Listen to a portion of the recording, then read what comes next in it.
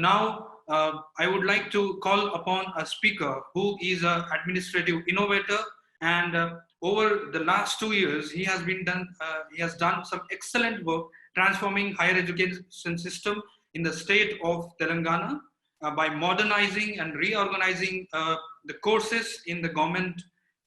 There were unprecedented 43% growth in admissions in government colleges. And besides that, not many initiatives have been taken on the technology front. Join me in welcoming our program chair, a senior bureaucrat, Sri Naveen Mittalji, Commissioner, Higher and Technical Education Department, Government of Telangana. Thank you very much, sir. Thank you, Sudhir, and very good afternoon to all the participants. First of all, I must thank all of you for joining, and especially in this inaugural program, we've got some very senior officials from all across the country who have participated. We've got the additional chief secretaries from Kerala as well as Uttar Pradesh, and also the principal secretary from MP who have talked about the initiatives which they have taken up in these 3 states. We also had Mr. Suresh Prabhu giving us an overarching view of his about the Indian education landscape and also the importance of skills. I think the theme of this session, which is 4 E's, actually says it all. The 4 E's, which are excellence, expansion, equal access, and employability. I think in a very, in a nutshell, it encompasses the overall challenges and overall goal which we have in the education sector, especially the higher education sector in our country. I'll spend a couple of minutes on talking about these 4 E's because that is the theme of this session. Expansion, because if you really look at the overall enrollment as well as the gross enrollment ratio in our country, India currently is at about roughly about 26% gross enrollment ratio in the higher education sector, and our goal is to touch almost 50%. So that means we have to literally double our number of students in the higher education space. Some of the advanced countries are already at about nearly about 80+ percentage of GER. And in India also we have a lot of extremes. For example, at the high end of the spectrum, we have state of Tamil Nadu, which is close to 50%. Telangana is also among one of the leading states in GER in terms of 36%. But we have a long way to go in terms of expanding the reach of our higher education sector. The second one is the excellence, and I don't think we can overemphasize the importance of excellence in our higher education landscape. I mean, that is something which we are all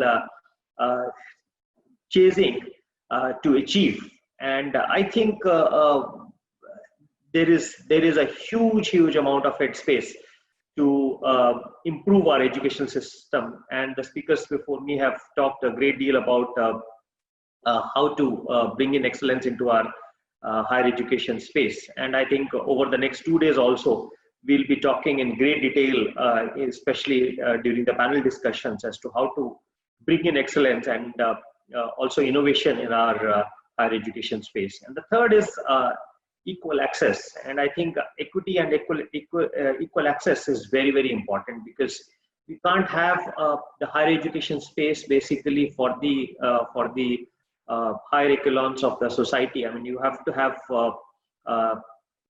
the base of our country participating in our higher education space in an equal way. And with that only we will be able to address the equity issues in our country. I mean, we have seen a huge amount of development in the past few years. And especially if I talk about the state of Telangana, we have got a huge scholarship program for the especially the disadvantaged and the marginalized sections who get almost full scholarship for doing a particular course in a higher education space, whether it is engineering or whether it is medical or whether it is law, agriculture, or even general degree programs like arts, science, or commerce. And I think that has really helped the state of Telangana in addressing the equal access issue. And we see even from very, very poor and marginalized communities also students now participating in the higher education space.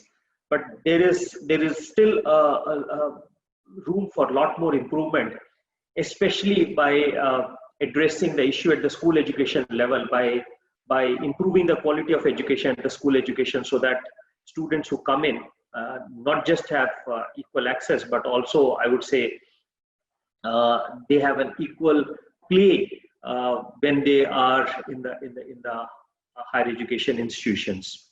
And I think that is very, very important. And the other states in the country also can look at the example of Telangana, and also our neighboring state, which is Andhra Pradesh, because both these states put together in the undivided Andhra Pradesh have been at the forefront of ensuring equal access to the students, especially in the higher education space. And finally, the fourth E, which is employability. And I think that is also at the core of the higher education space, because ultimately, whatever we say, higher education definitely helps in improving the outlook and improving the overall understanding and the level at which one is playing. But ultimately, the proof of the pudding is in eating. And unless until there is an employability linked with higher education, we would not be getting the results which we expect to get.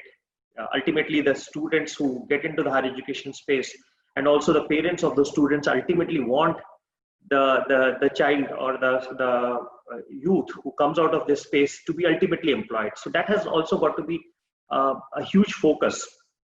And the way to do that is, again, the speakers before me have emphasized the need for skill-based education as well as vocational education. I think focus on vocational education and skill-based education can really address the employability needs in a big way, because though we are producing engineers, though we are producing graduates, but then we are not producing enough number of people who have the right skills to also get into the sectors where there's a huge demand. And I think that is something which we all need to work upon.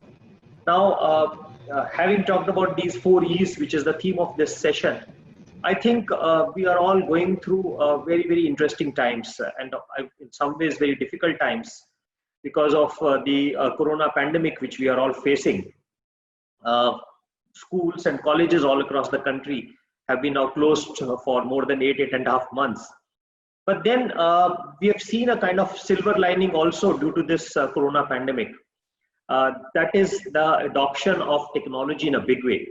In fact, I can confidently say that education sector, which was looking forward to the transformation which many other sectors have seen, was somehow very slow in adopting technology. But what these last 8-9 months have done is that it has really accelerated that whole process of technology adoption.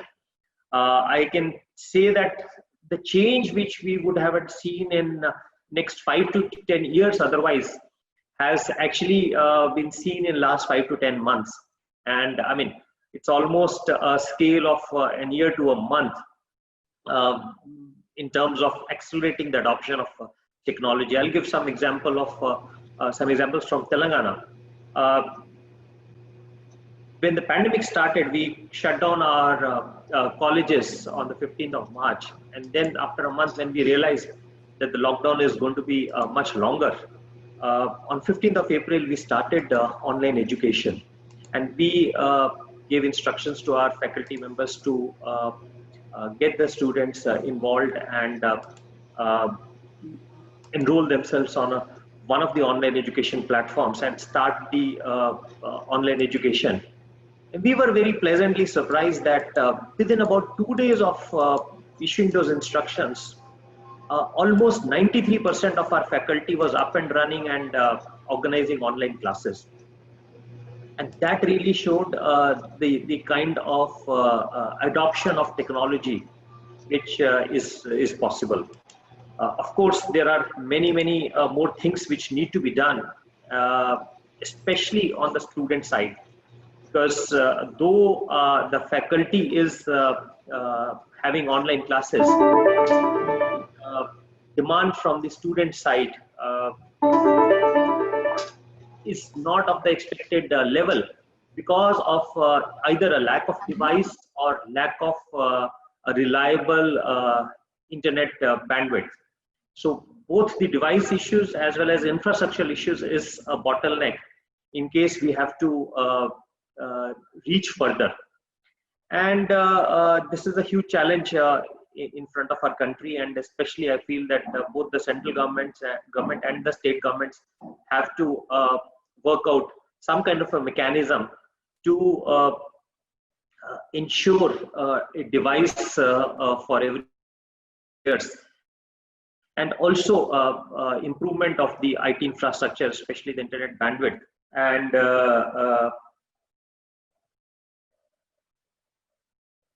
Sudhir, can you hear me? Yes, sir. You are audible, sir. Yeah.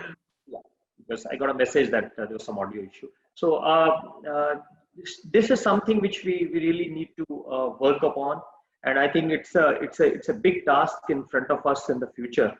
In some of the states have taken lead in providing laptops to some students, but those are kind of piecemeal initiatives. But I think in future we'll really need to go in a very aggressive manner to address the need for device as well as internet infrastructure to reach out to the students.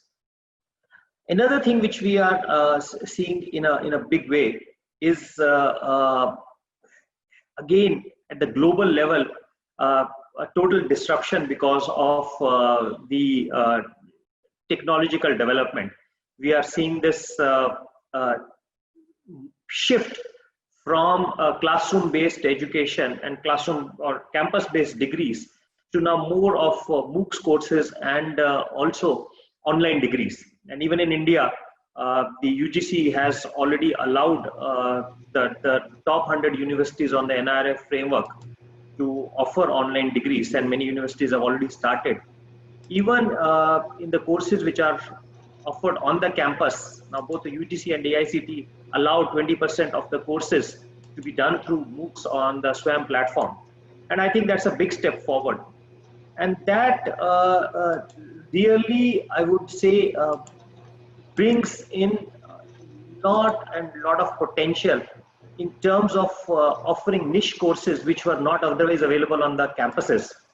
I can give the example of Telangana. For example, in our degree colleges, a student who wants to, let's say, study, an art student who wants to study, let's say, psychology or sociology or anthropology, because the numbers were not sufficient in a particular college, the students were not able to take those courses within the college. So what we have done at the state level is that we have offered some of these courses which or some of the subjects which adequate numbers are not there in colleges in the state for students to take. We are offering now at the state level by combining the infrastructure of the universities and offering some of these courses online. For example, this year we are offering psychology, sociology, public administration, mass communication, and journalism, and anthropology. Those 5 courses are being offered at the state level. And we see that now students are picking up those courses. And I think that's just a beginning. And in times to come, we expect more and more niche courses and subjects to be offered, both at the state level as well as the national level. And I think it's also important that we also get into the international ecosystem also, wherein our students can not just do individual courses from Indian universities, but also individual courses from international universities also, through some of the platforms which are already available. And that will really help us to get into the global ecosystem. And Finally, I also want to point out that if we really look at the overall potential of India on the global stage, and I think both this pandemic and overall geopolitical situation in Asia Pacific region, as well as the adoption of technology, gives India a great advantage, I think, is to really play a much bigger role at the global level in the education sector, wherein our manpower can play much bigger role in various fields, whether it is in the industry, whether it is in the education sector, whether it is in R&D, you name it. I think we've got the right potential, but it is important that we utilize that potential and transform into reality, something which we have been talking for last few years, but somehow that has not been really translated into full success. And I think NEP, the new education policy, is something which has really come at the right time. A policy which has come after 34 years, and which has taken almost 4 to 5 years in making, with a huge amount of consultation which has happened with the stakeholders. And I've been involved with some portions of development of that policy. It has come out really brilliantly, and addresses some of the challenges which our country has been facing, and also the opportunities, make use of the opportunities which are coming into our way in the future. And if we can implement that policy well, because we have a great policy, but in India the key is not just to have a great policy, but also to have a great implementation. And if we can have great implementation of this policy, I think we can't ask for more. I mean, our Indian education sector is going to shine brightly on the global stage and address the needs of millions and millions of youth who are looking forward to our education system to get gainfully employed in various sectors. So I think this 2 days of the conference, which is dedicated to higher education sector. Yesterday was the school education sector, but today and tomorrow the focus is on the higher education sector. And there are number of panels which address almost every conceivable issue which we face in the higher education sector. I think would really give us some great ideas to take home to implement in our own organizations, in our own fields. So I thank the APEC team for putting together a brilliant conference with some of the brilliant minds who are participating as participants. I thank them also for joining, and I'm wishing 2 days of great meeting of minds and a great learning experience which we can then implement. Thank you. Thank you very much, sir. First of all, a leader like you who is doing some amazing work on ground. We are privileged to have you as a program chair and the department as our host partner. You are always there to promote innovation and good practices in education and other departments also.